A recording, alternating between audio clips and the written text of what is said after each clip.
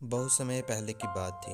एक गांव में 4 जादुई बौने हुआ करते थे। ये बौने पूरे गांव में घूमते और जिस किसी को मदद की ज़रूरत होती तो उनकी मदद किया करते थे। एक दिन ये चारों बौने रोज़ की तरह गांव में घूम रहे थे कि अचानक इनको किसी बच्चे की रोने की आवाज़ आई। जैसे ही बौने ने अंदर झांककर देखा तो एक प्यारी सी बच्ची कपड़े धोते हुए रो रही थी और पीछे से किसी औरत के चिल्लाने की आवाज़ आ रही थी, खबरदार अगर आगे से होमवर्क करने की बात कही तो घर पर बैठो और घर का सारा काम करो, जल्दी ही तुम्हारा स्कूल से नाम कटवाती हूँ। ये कहते हुए वे घर से बाहर चली गई। चारों बौनों ने सोचा कि हम इस बच्ची की मदद करनी चाहिए। फिर क्या था, उनमें से एक बौना बिल्ली में बदल गया और रसोई में रखा दूध पीने लगा। जैसे ही लड़की ने बर्तन गिरने की आवाज़ सुनी तो वे भागकर रसोई में गई और बिल्ली को देखकर बोली, रुक जा बिल्ली, चोरी मत कर। चोरी करना गलत बात होती है।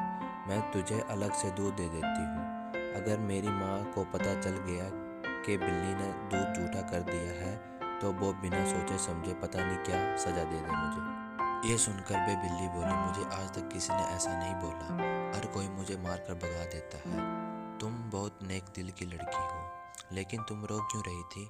बिल्ली के पूछने पर लड़की ने दुखी चेहरा बनाते हुए बोला, मेरा नाम साइनी है। ये मेरी असली माँ नहीं है, ये मेरी सौतेली माँ है। मेरे पापा काम से अक्सर बाहर रहते हैं। माँ मेरे साथ बहुत बुरा बर्ताव करती है और पापा मेरी बात का विश्वास नहीं करते, इसलिए मुझे माँ की बातों का बहुत बुरा लगता है। अगर मेरी असली माँ होती तो मुझे इतना बुरा भला ना कहती और मुझे पढ़ाई करने से भी मना नहीं करती। ये सब सुनकर बिल्ली ने दूध खत्म किया और वहाँ से चली गई और साइना अपने काम करने के लिए जाने लगी। जैसे ही उसने दूसरे कमरे में प्रवेश किया, उसने देखा कि सारा कमरा एकदम साफ था।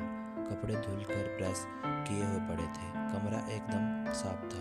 ये देखकर साइना ने बाकी के कमरों की भी सफाई कर डाली। कुछ समय बाद जब उसकी माँ आई तो घर का बदला रूप देखकर वे हैरान हो गई। उसे विश्वास ही नहीं हुआ कि यह सब इतने कम समय में कैसे हो सकता है। यह सब जानने के लिए अगले दिन साइना की माँ ने जानबूझकर पूरे घर में कचरा गिरा दिया और सारे बर्तन गंदे कर दिए और साइना को गुस्से में बोली, मैं एक ज़रूरी काम से बाहर जा रही हूँ। अगर यह सब काम 2 घंटे में पूरा ना हुआ तो आज रात को खाना नहीं मिलेगा। ये कहकर वे घर से चली गई। साइना बहुत डर गई थी और जल्दी में घर का सारा काम करने लग गई। ये सब जादुई बौने देख रहे थे कि उस वक्त साइना के हाथ से एक कांच की टोकरी गिर कर टूट गई। ये सब देखकर साइना समझ गई कि आज रात उसे भूखा ही सोना पड़ेगा। कुछ देर बाद बिल्ली अंदर आई और बोली, आज दूध मिलेगा साइना?